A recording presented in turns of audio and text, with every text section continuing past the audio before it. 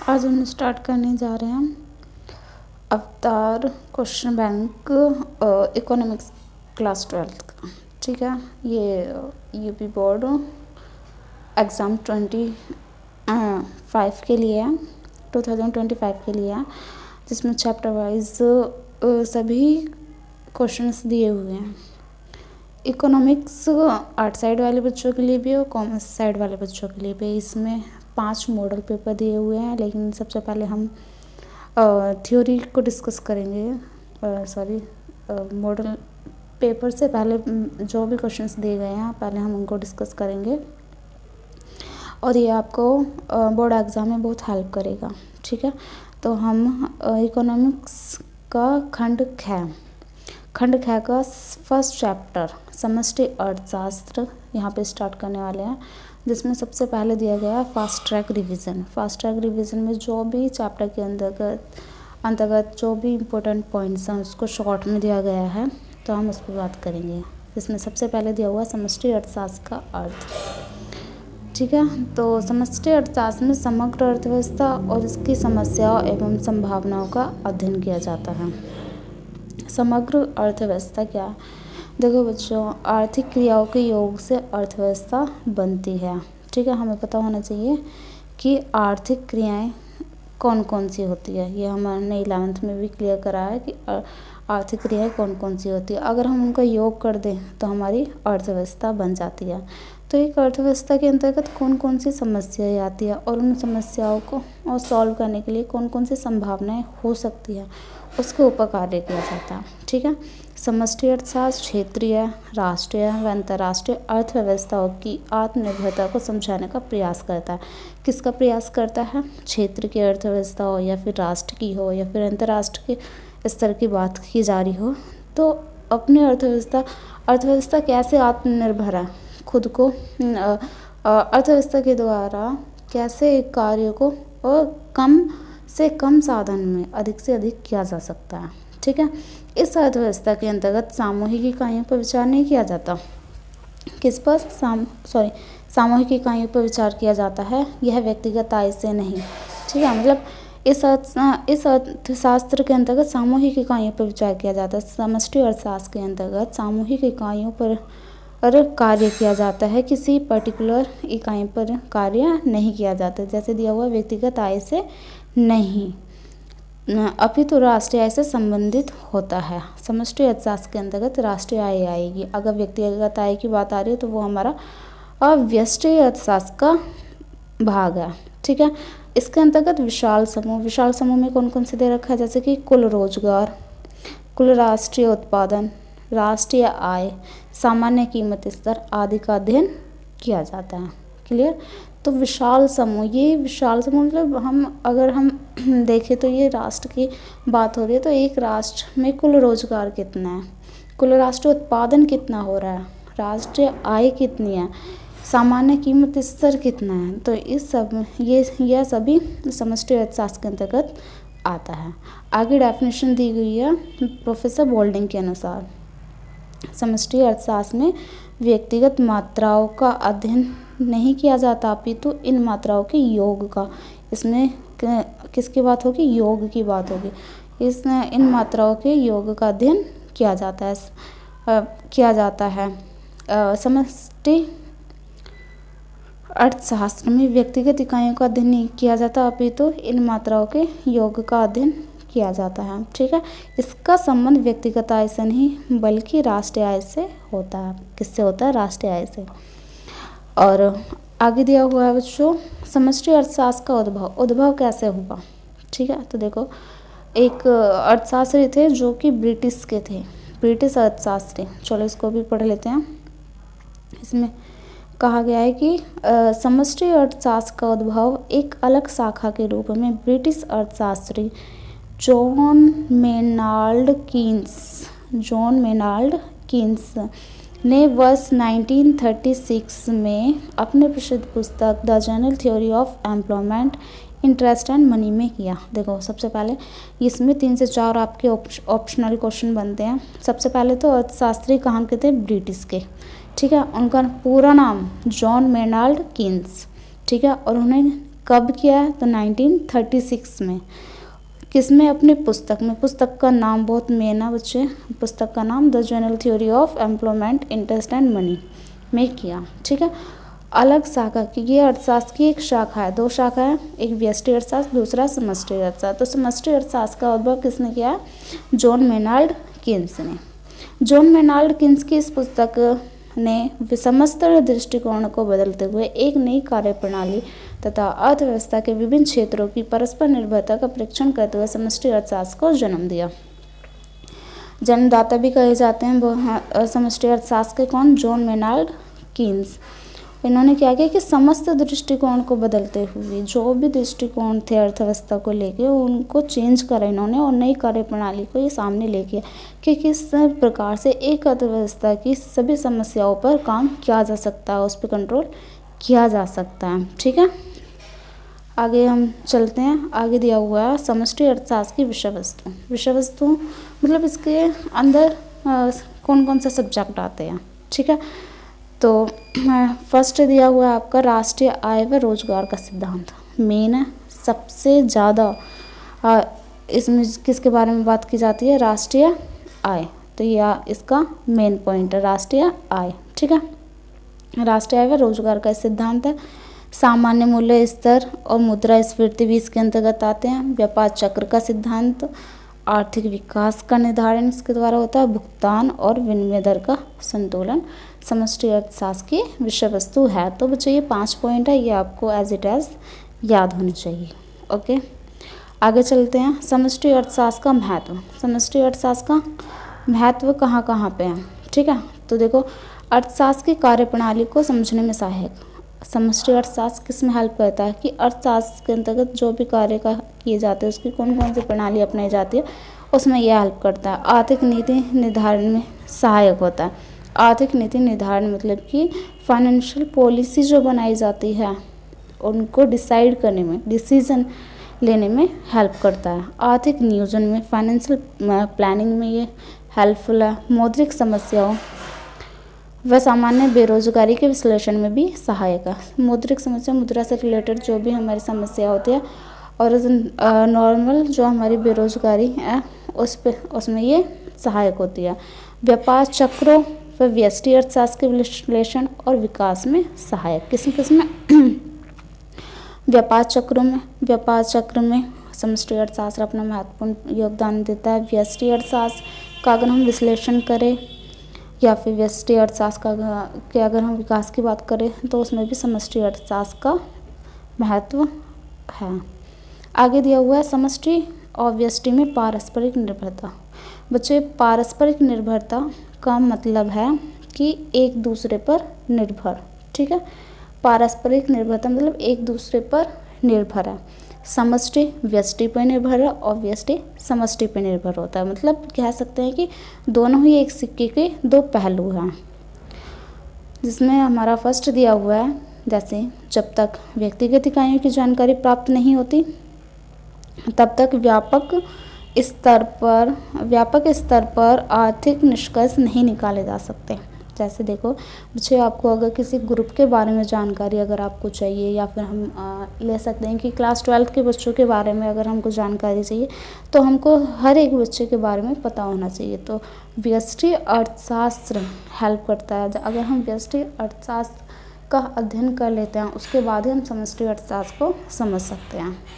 उदाहरण के लिए दिया गया है, राष्ट्रीय आय ज्ञात करने के लिए व्यक्तिगत इकाइयों की आय का ज्ञान भी आवश्यक है। अगर हम ये कहें कि हमारे राष्ट्र की सामान्य आय कितनी है तो उसके लिए क्या औसत आय कितनी है, तो उसके लिए हमको पता होना चाहिए कि हमारे देश में रहने वाले हर व्यक्ति की आय कितनी है, तभी हम राष्ट्रीय आय ज्ञात कर सकते हैं। ठीक है।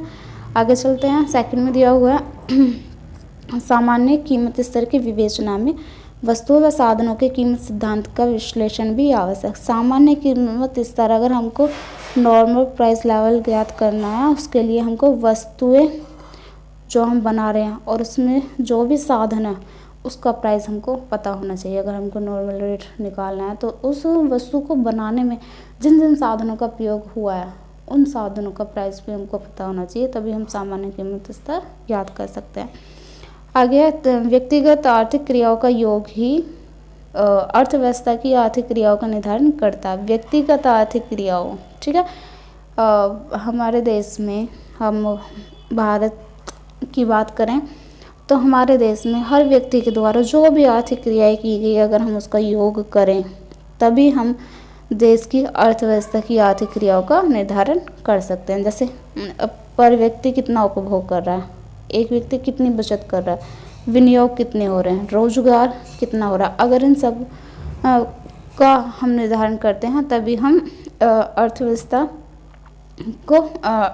के ऊपर कार्य कर सकते हैं। मतलब व्यक्तिगत आर्थिक क्रियाओं पर आधारित है। ये किस पर आधारित है? व्यक्तिगत, मतलब एक हम ये कह सकते हैं कि उपभोग, अगर हमको उपभोग ज्ञात करना है कि राष्ट्रीय स्तर पर एक देश के द्वारा हमारी अर्थव्यवस्था में कितना उपभोग हो रहा है, कितना % अगर हम उपभोग कर रहे हैं, तो उसके लिए हमें पर व्यक्ति का उपभोग हमको पता होना चाहिए। वैसे ही बचत और विनियोग की बात यहाँ पे की गई है, ठीक है। तो बच्चों ये आपका फास्ट ट्रैक रिवीजन यहीं पे ख़त्म होता है और यहाँ से आपके स्टार्ट होते हैं बहुविकल्पीय प्रश्न।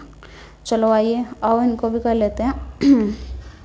जिसमें फर्स्ट में आपको दिया हुआ है समष्टि अर्थशास्त्र में व्यक्तिगत मात्राओं के कुल योग का अध्ययन किया जाता है। यह परिभाषा संबंधित है। समष्टि अर्थशास्त्र में व्यक्तिगत मात्राओं के कुल योग, किसके? व्यक्तिगत मात्राओं के कुल योग की बात की गई है और कुल योग का अध्ययन किया जाता है। परिभाषा पूछे तो बच्चे ये डेफिनेशन अभी हमने पढ़ी थी। ये डेफिनेशन किसके द्वारा दी गई है? प्रोफेसर बोल्डिंग के अनुसार, ठीक है। आगे हम चलते हैं। समष्टि अर्थशास्त्र के प्रवर्तक कहें या फिर हम जनक कहें तो वो कौन है? और वो हमारे J.M. कीन्स। J.M. कीन्स मतलब जॉन मेनाल्ड कीन्स। आगे चलते हैं। समष्टि अर्थशास्त्र का मुख्य यंत्र है। मुख्य यंत्र देखो, मैंने आपसे कहा था कि बार बार हम इस पे बात होगी राष्ट्रीय आय पे। तो देखो कीमत सिद्धांत नहीं है, ये हमारा व्यष्टि का पार्ट है। उपयोगिता विश्लेषण हमारा व्यष्टि का पार्ट है। उत्पादन सिद्धांत भी हमारा व्यष्टि का है, बल्कि राष्ट्रीय आय, ठीक। आगे हम चलते हैं। समष्टि अर्थशास्त्र को एक अलग शाखा के रूप में पहचान कीन्स की पुस्तक the general theory of employment, interest and money के प्रकाशित होने के पश्चात मिली। इस पुस्तक का प्रकाशन कब किया गया? बच्चों ये हमने फास्ट ट्रैक डिवीज़न में पढ़ा था। कब किया गया? 1936 में। क्लियर? तो देखो कितने क्वेश्चन बने हैं वहाँ से। आगे दिया हुआ आपका निम्नलिखित में से कौन सा समष्टि अर्थशास्त्र का विषय है? समष्टि अर्थशास्त्र का विषय, अगर देखो बच्चों यहाँ पे दिया हुआ है रोजगार। अगर यहाँ पे रोजगार दिया हुआ है तो ये हमारा व्यष्टि का पार्ट है। अगर हमको विदेशी विनिमय दिया हुआ है तो ये हमारा व्यष्टि का पार्ट है। मांग का नियम दिया गया, ये हमारा व्यष्टि का पार्ट है। राष्ट्रीय आय हमारा समष्टि का पार्ट होता है, ठीक है। राष्ट्रीय आय क्या होगा? हमारा समष्टि का। हम कैसे समझेंगे? देखो अगर कुल रोजगार की बात की हुई होती तो ये भी हमारा समष्टि का पार्ट होता, लेकिन यहाँ पर सिर्फ और सिर्फ रोजगार की बात की गई है, कुल रोजगार की बात नहीं की गई है। तो यहाँ पे कौन सा होगा? हमारा राष्ट्रीय आय, ठीक। आगे हम चलते हैं। समष्टि अर्थशास्त्र में किस विचार पर अध्ययन किया जाता है? समष्टि अर्थशास्त्र में किस विचार पर अध्ययन किया जाता है? तो देखो व्यक्तिगत आय पे नहीं, व्यष्टि के अंतर्गत आता है। व्यक्तिगत बचत भी, व्यक्तिगत निवेश, व्यक्तिगत मतलब एक पार्टिकुलर अगर हम आय के बारे में, उत्पादन के बारे में, बचत के बारे में, निवेश के बारे में पर्टिकुलर हम किसी पर्सन की आय के बारे में बात कर रहे हैं तो वो हमारा व्यष्टि का पार्ट हो जाएगा। लेकिन अगर हम राष्ट्रीय आय की बात करें तो वो हमारा समष्टि अर्थशास्त्र का पार्ट होगा, ठीक है। समष्टि अर्थशास्त्र को एक पृथक अध्ययन की शाखा के रूप में स्थापित किया गया था। किसके द्वारा किया गया? J.M. कीन्स। ये बहुत मेन है बच्चों, ये आपको नाम याद होना चाहिए, इनका पूरा नाम भी आपको याद होना चाहिए। चलिए आगे चलते हैं। प्रश्न नंबर 8 में दिया गया निम्नलिखित में से कौन सा एक समष्टि अर्थशास्त्र का विषय नहीं है? बच्चे क्वेश्चन को ध्यान से पढ़ना, कहीं भी पूछा है कौन सा विषय है और यहाँ पर दिया हुआ कौन सा विषय नहीं है। तो देखो लोक वित्त हमारा समष्टि का विषय, मुद्रा व बैंकिंग भी समष्टि का विषय, विदेशी विनिमय समष्टि का। यहाँ पे कौन सा? मांग का नियम हमारा मांग का नियम किसका आएगा? व्यष्टि का। व्यष्टि अर्थशास्त्र का है, ये समष्टि का नहीं है।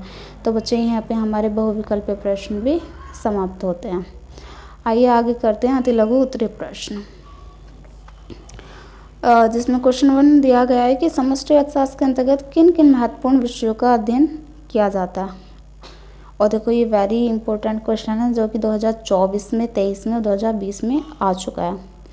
या फिर इसका दूसरा क्वेश्चन भी हो सकता है कि व्यापक अर्थशास्त्र क्या है। आपको समष्टि अर्थशास्त्र के नाम से भी पता चलेगा और व्यापक अर्थशास्त्र, दोनों ही एक है। बच्चे कंफ्यूज मत होना, व्यष्टि अलग है, समष्टि अलग है। समष्टि को ही व्यापक, व्यापक मतलब विस्तृत, बड़ा, ठीक है, बड़ा अर्थशास्त्र ऐसे आप समझ सकते हो के ऊपर बात की गई है।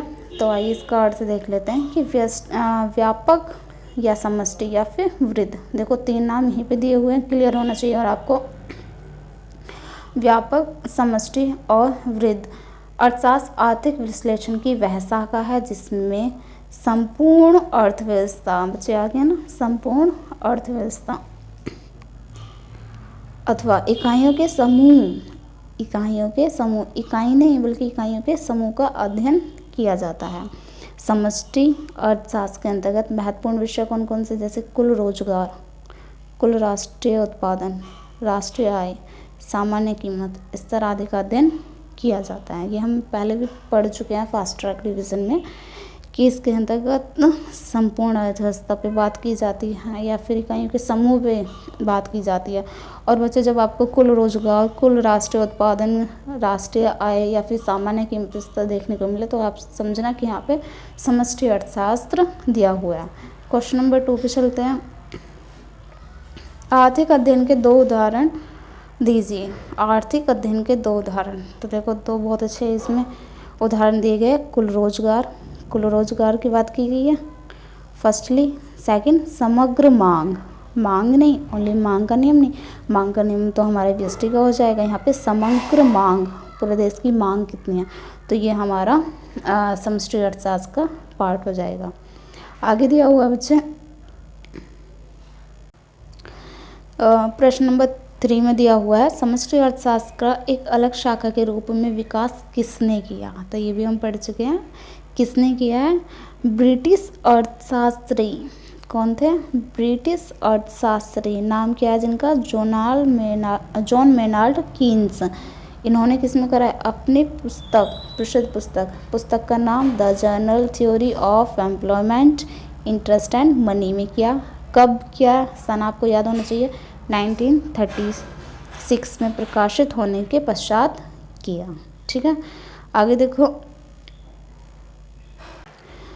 प्रश्न नंबर 4 दिया हुआ है समष्टि अर्थशास्त्र की कोई 2 विषय वस्तु बताइए। तो विषय वस्तु हम पढ़ चुके हैं, आपने 5 विषय वस्तु पढ़ी थी जिसमें से 2 यहाँ पे दी गई है, सामान्य मूल्य स्तर और आपका आर्थिक विकास का निर्धारण। ये हमारी किसकी विषय वस्तु है? समष्टि अर्थशास्त्र की।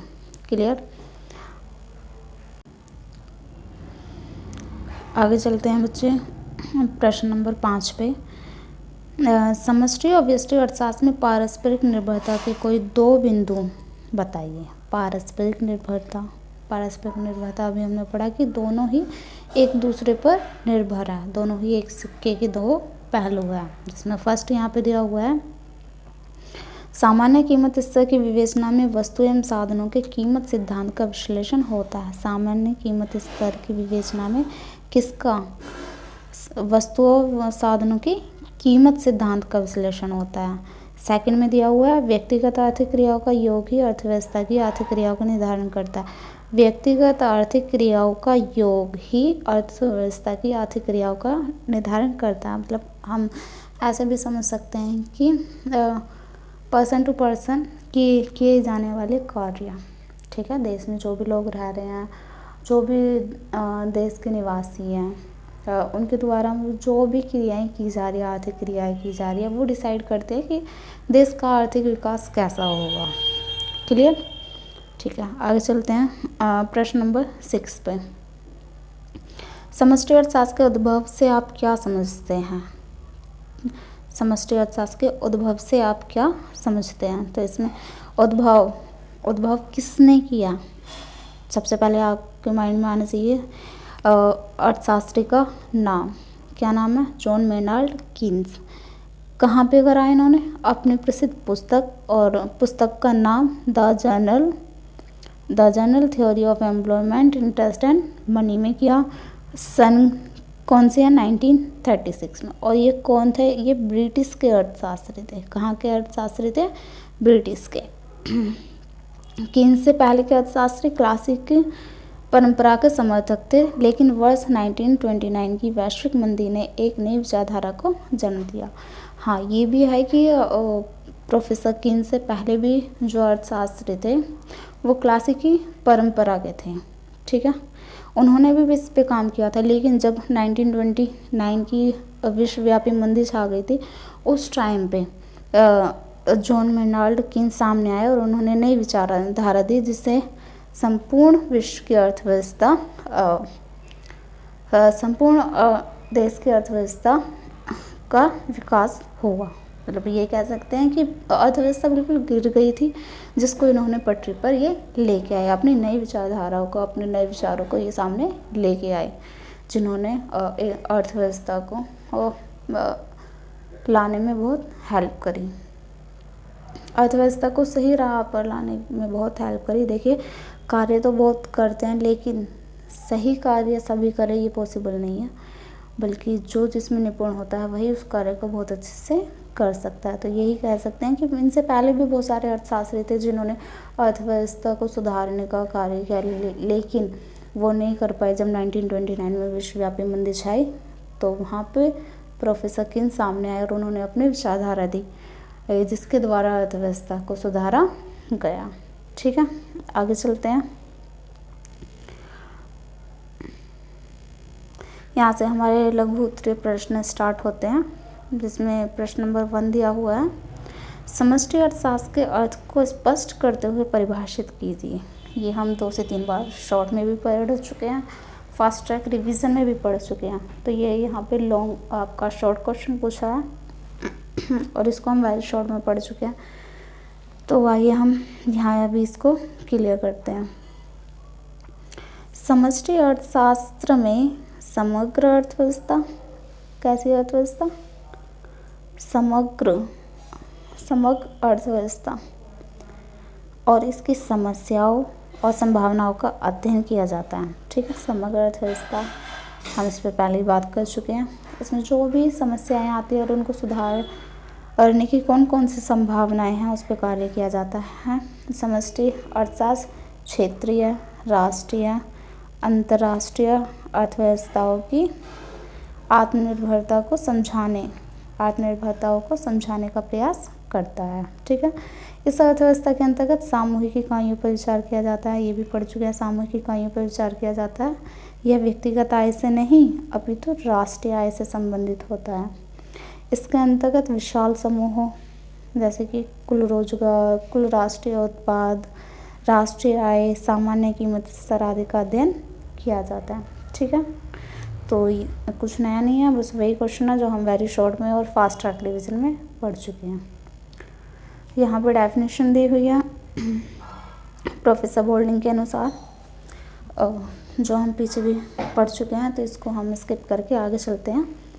क्वेश्चन नंबर 2 में दिया गया है व्यष्टि अर्थशास्त्र और समष्टि अर्थशास्त्र में क्या अंतर है। हाँ बच्चे, ये मेन इसका बहुत अच्छा क्वेश्चन दिया गया, बहुत अच्छा टॉपिक है, जहाँ पे दोनों का अंतर डिफाइन किया गया है। अगर हम दोनों का अंतर समझ लेंगे तो हमको दोनों को समझने में, दोनों में डिफरेंस करने में बहुत हेल्प मिलेगी।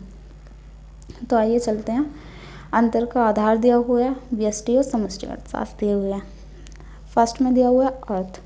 देखो बच्चे, व्यष्टि अर्थशास्त्र, इसके अंतर्गत आर्थिक इकाई के एक भाग का अध्ययन किया जाता है।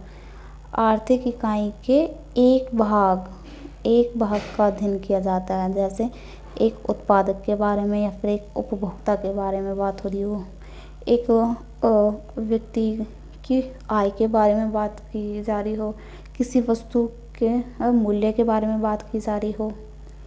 ठीक है, तो ये हमारे व्यष्टि अर्थशास्त्र के अंतर्गत आता है। समष्टि अर्थशास्त्र का इसमें किस पे बात की जाएगी? संपूर्ण अर्थव्यवस्था, इस पैकेज में बात की जाएगी संपूर्ण अर्थव्यवस्था की एक वृद्ध इकाई के रूप में अध्ययन किया जाता है।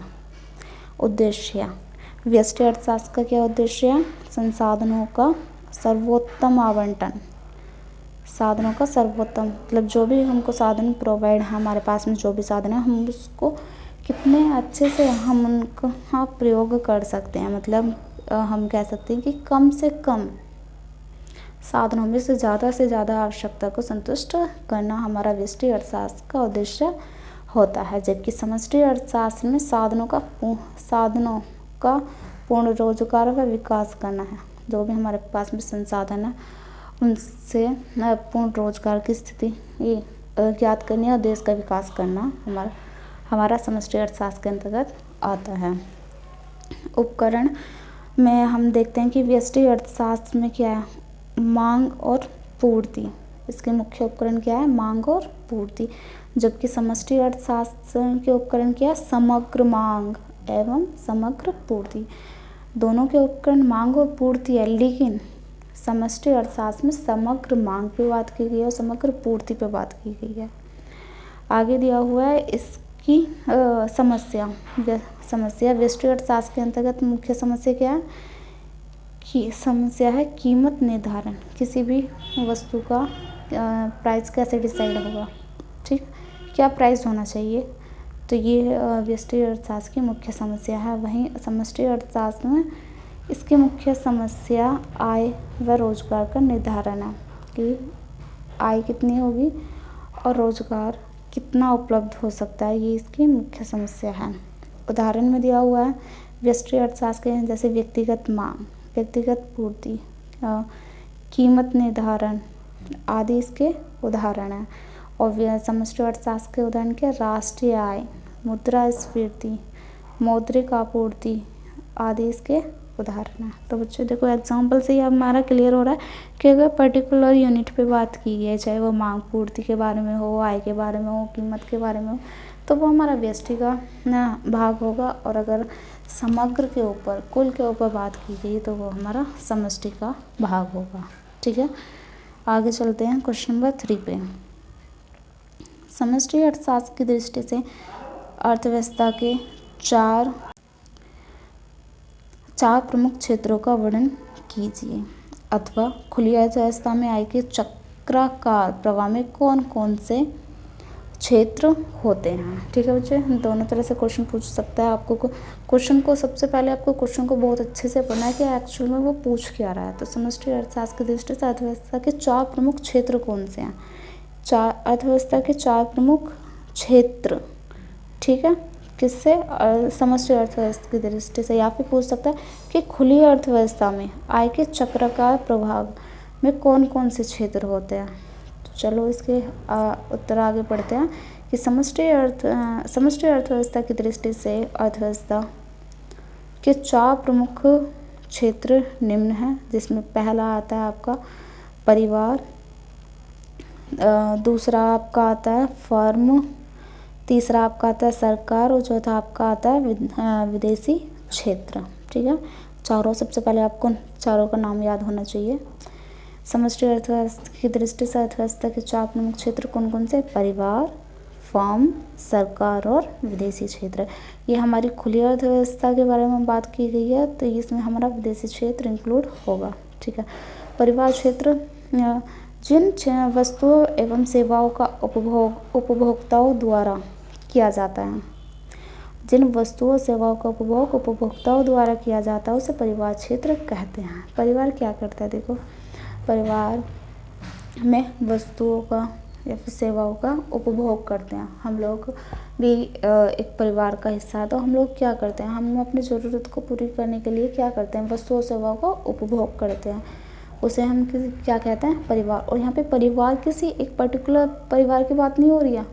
कि अगर हम समष्टि अर्थशास्त्र के अंतर्गत अगर हम इसको पढ़ रहे हैं तो एक देश के अंदर जितने भी परिवार हैं उन सभी के बारे में बात हो रही है, वो सभी परिवार क्षेत्र के अंतर्गत आएगा।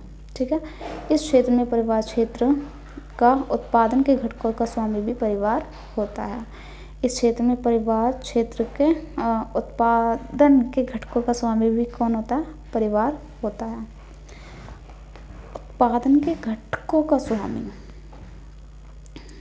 उत्पादन के घटकों का स्वामी हम कह सकते हैं कि जो भी उत्पादन होता है उसका उपयोग कौन करता है, जो भी देश में उत्पादन हो रहा है उसको उपयोग करने वाला, उसको उपभोग करने वाला एक परिवार ही होता है। ठीक है, तो परिवार क्षेत्र को हमने पढ़ा। आगे चलते हैं फर्म। किसी भी अर्थव्यवस्था में उत्पादन इकाई को फर्म कहा जाता है।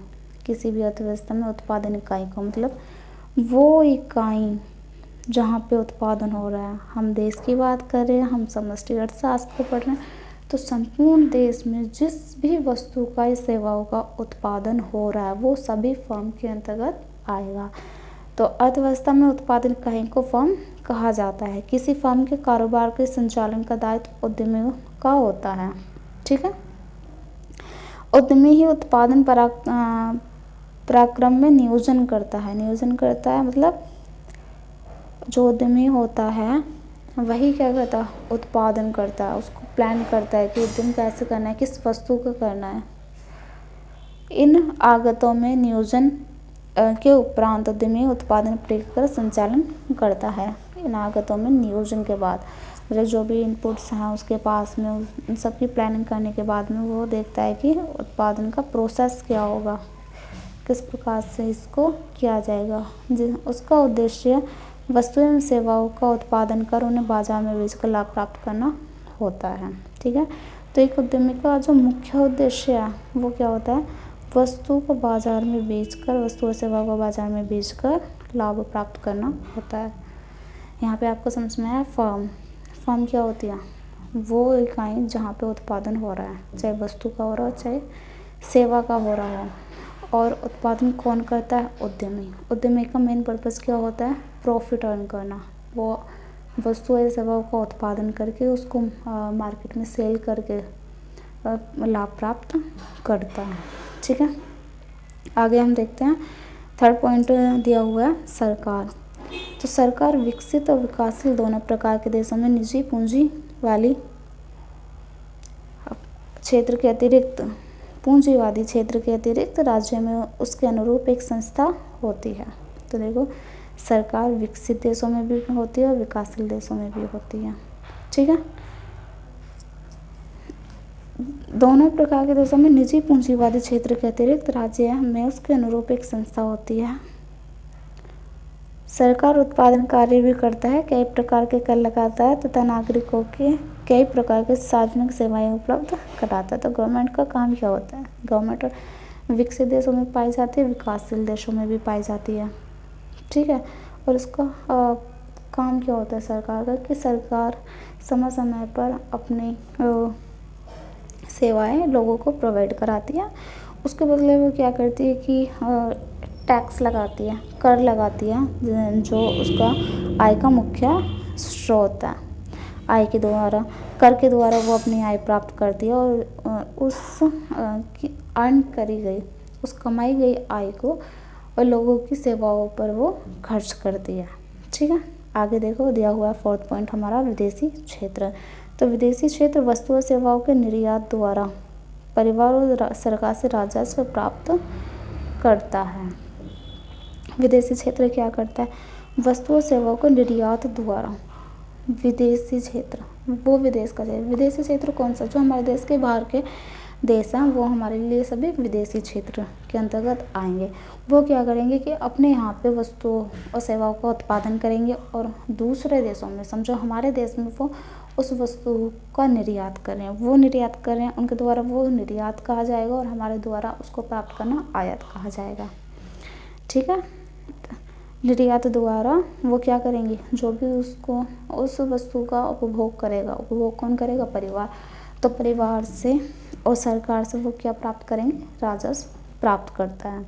यह फर्म और सरकार से आयात की गई वस्तु और सेवाओं के लिए भुगतान करता है, के लिए भुगतान प्राप्त करता है, या साधन सेवाओं के लिए भुगतान करता है। हाँ, ये भी है कि फर्म और सरकार से आयात की गई वस्तुओं, फर्म का वो उत्पादन इकाई, और सरकार का क्या मतलब है कि वो टैक्स लगाती है और हमको सब्सिडी प्रदान करती है, बहुत तरह की सार्वजनिक सेवाएं हमको प्रदान करती है। तो उसके लिए यह क्या करता है, भुगतान करता है, या साधन सेवाओं के लिए भुगतान करता है, साधन सेवाओं के लिए भी भुगतान करता है। कौन? विदेशी क्षेत्र। ठीक है, तो यहाँ पे क्वेश्चन नंबर 3 हमारा कंप्लीट होता है। हम आगे चलते हैं क्वेश्चन नंबर 4 की तरफ। समष्टि अर्थशास्त्र के महत्व पर प्रकाश डालिए। ठीक है, समष्टि अर्थशास्त्र के महत्व को हम पढ़ लेते हैं। समष्टि आर्थिक विश्लेषण का महत्व सैद्धांतिक और व्यवहारिक दृष्टि से वर्ष 1929 की विश्वव्यापी मंदी के बाद अत्यधिक बढ़ गया था। समष्टि अर्थशास्त्र विश्लेषण का महत्व पहले भी था, लेकिन कब बढ़ गया ये? जब विश्वव्यापी मंदी हुई थी। कब? 1929 में। तो उसके बाद ये अधिक बढ़ गया। पिछले कुछ वर्षों में इसकी तीव्रता में वृद्धि हुई है और इसका महत्व कैसे है? सैद्धांतिक रूप से भी और व्यवहारिक दृष्टि से भी। समष्टि आर्थिक विश्लेषण का अध्ययन कई कारणों से महत्वपूर्ण है, जो कि इस प्रकार है। इसमें फर्स्ट दिया गया है कि अर्थशास्त्र की कार्यप्रणाली को समझने में ये सहायता प्रदान करता है। अर्थशास्त्र के अंतर्गत कौन कौन से कार्य किए जाते हैं, कौन कौन सी पॉलिसी बनाई जाएंगी, उसको समझने में ये सहायक है। आर्थिक नीति निर्धारण में सहायक है। फाइनेंशियल पॉलिसी जो हमारी बनाई जाती है, डिसीजन लिया जाता है, उसमें ये हेल्प करता है। थर्ड दिया हुआ है आपका आर्थिक नियोजन में ये सहायक है। ठीक है, फाइनेंशियल प्लानिंग जो की जाती है उसमें हेल्प करता है। मौद्रिक समस्याओं जैसे मुद्रास्फीति हो गया, मुद्रा अपस्फीति हो गया, सामान्य बेरोजगारी पे में ये सहायक होता है। व्यापार चक्र हम आगे पढ़ेंगे। व्यापार चक्र में ये बहुत महत्वपूर्ण भूमिका निभाता है। और व्यष्टि अर्थशास्त्र का अगर हम विश्लेषण पे विकास की बात करें तो उसमें भी समष्टि अर्थशास्त्र का अपना एक महत्व है। ठीक है, तो आपके यहाँ पे लघु उत्तरीय प्रश्न भी यहाँ पे आपके समाप्त होते हैं और आपका दीर्घ उत्तरीय प्रश्न स्टार्ट होते हैं। तो आगे देख लेते हैं। दीर्घ उत्तरीय प्रश्न में आपका समष्टि अर्थशास्त्र क्या है, समष्टि अर्थशास्त्र की विषय वस्तु की विवेचना कीजिए, अथवा समष्टि अर्थशास्त्र से आप क्या समझते हैं, समष्टि अर्थशास्त्र के विषय क्षेत्र का वर्णन कीजिए। ठीक है, तो चलो बच्चों इसको भी कर लेते हैं। समष्टि अर्थशास्त्र का अर्थ एवं परिभाषा।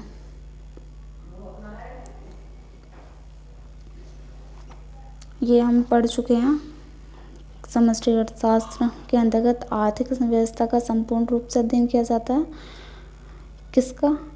आर्थिक व्यवस्था का संपूर्ण रूप से अध्ययन किया जाता है। इसके अंतर्गत विशाल समूह पर बात की जाती है जो संपूर्ण अर्थव्यवस्था को प्रदर्शित करते हैं, जैसे कुल रोजगार, कुल राष्ट्रीय आय, कुल उत्पादन, सामान्य कीमत स्तर आदि का अध्ययन किया जाता है। प्रोफेसर चैम्बरलिन के अनुसार यहाँ पर डेफिनेशन दी गई है।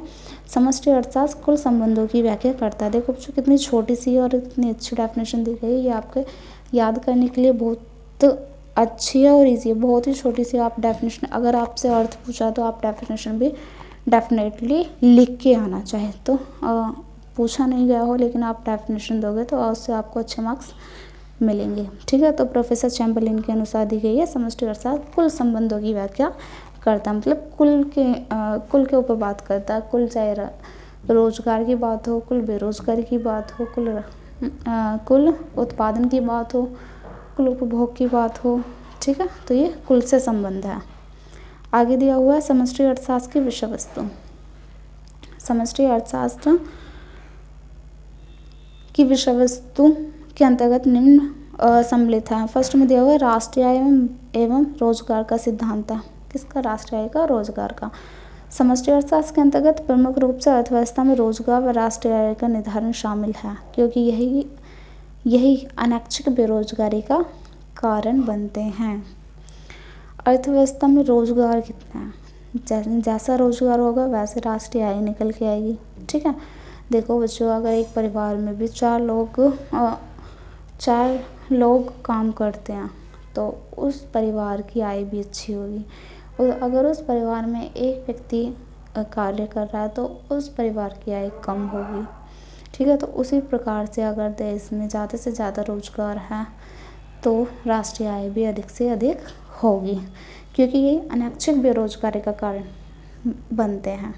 अनैच्छिक बेरोजगारी का कारण वो बेरोजगारी जो अपनी इच्छा से नहीं बल्कि अनैच्छिक रूप से, मतलब लोग कार्य करना तो चाहते हैं बट कार्य उपलब्ध नहीं है, रोजगार उपलब्ध नहीं है, तो वो हमारे अनैच्छिक बेरोजगारी कहलाएगी। ठीक है, आगे चलते हैं। सामान्य मूल्य स्तर और मुद्रास्फीति। सामान्य मूल्य स्तर और मुद्रास्फीति। समष्टि अर्थशास्त्र के अंतर्गत सामान्य मूल्य स्तर के सिद्धांत को स्पष्ट किया गया है और इसके अंतर्गत क्षेत्र की अंतर्गत मुद्रास्फीति पे बात की गई है।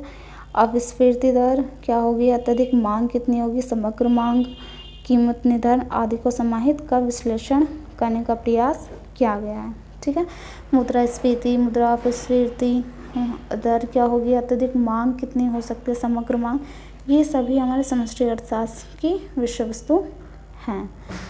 आगे दिया गया बच्चे 3 पॉइंट व्यापार चक्र का सिद्धांत। समष्टि अर्थशास्त्र हमारा व्यापार चक्र का सिद्धांत का अध्ययन भी एक महत्वपूर्ण विषय है।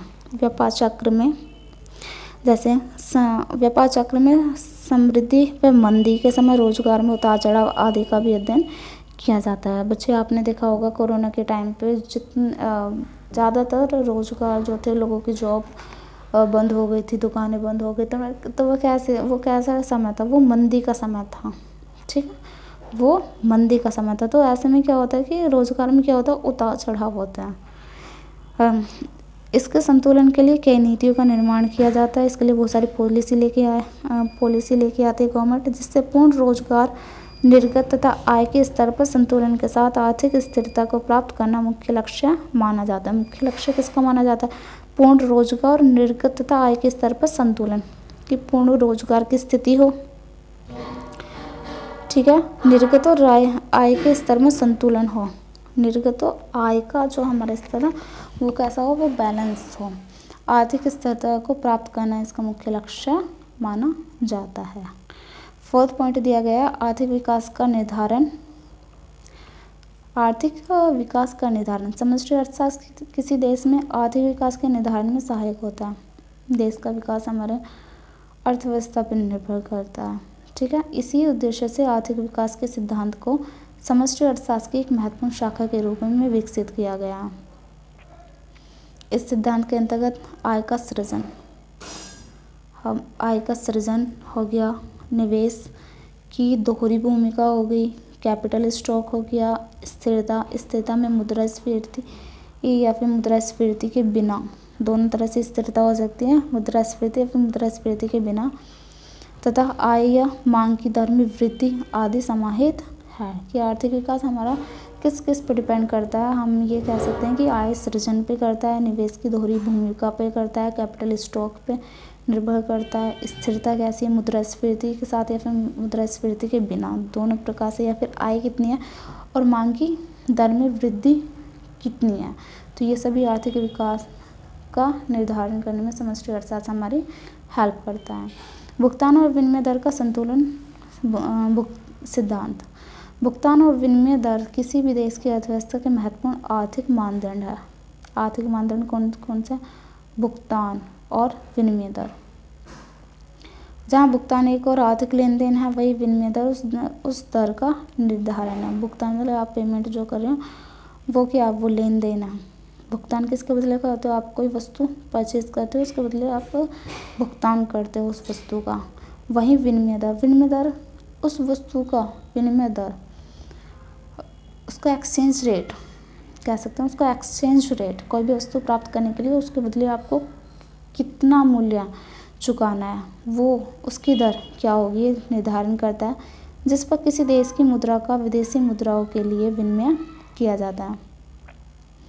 किसी देश की मुद्रा का विदेशी मुद्राओं के लिए विनिमय किया जाता है।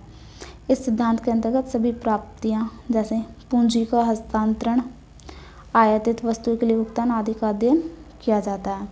क्या क्या आएगी, सभी प्राप्तियां आएगा, पूंजी हस्तांतरण आएगा, आयातित वस्तु आदि का भुगतान इसके अंतर्गत किया जाएगा। तो बच्चों यहाँ पे हमारा समष्टि अर्थशास्त्र का फर्स्ट चैप्टर समाप्त होता है। आशा है कि आपको समझ में आया होगा। अगर आपको समझ में आया तो आप लाइक, शेयर और सब्सक्राइब करना ना भूलें।